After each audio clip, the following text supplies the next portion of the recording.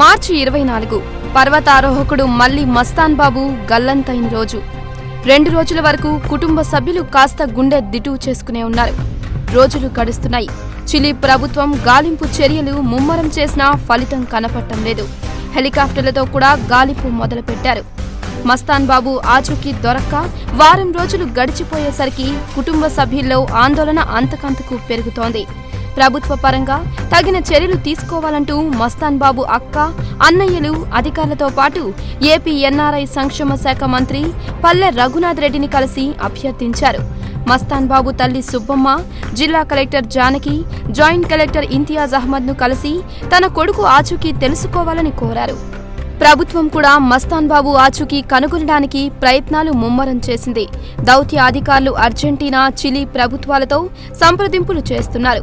అటు మస్తాన్ బాబు స్నేహితులు కూడా తీవ్ర ఆందోళనలో మునిగిపోయారు. గాలింపు చర్యలకు ఊతమిచ్చేలా ఫండ్ రైజింగ్ కార్యక్రమాలు చేపట్టారు.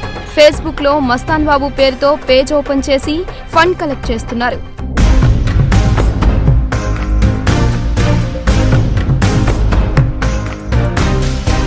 ప్రమాదాలతో సావాసం చేయడం మస్తాన్ బాబుకు అలవాటే.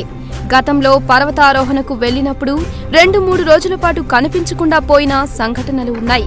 ఇప్పుడు కూడా అలాగే జరుగుతుందని ఆశించారంతా. అయితే రోజులు గడిచే కొద్దీ అందరిలో ఆందోళన పెరుగుతోంది. మస్తాన్ బాబు క్షేమంగా తిరిగి రావాలని కోరుకుంటున్నారు ఆయన సన్నిహితులు.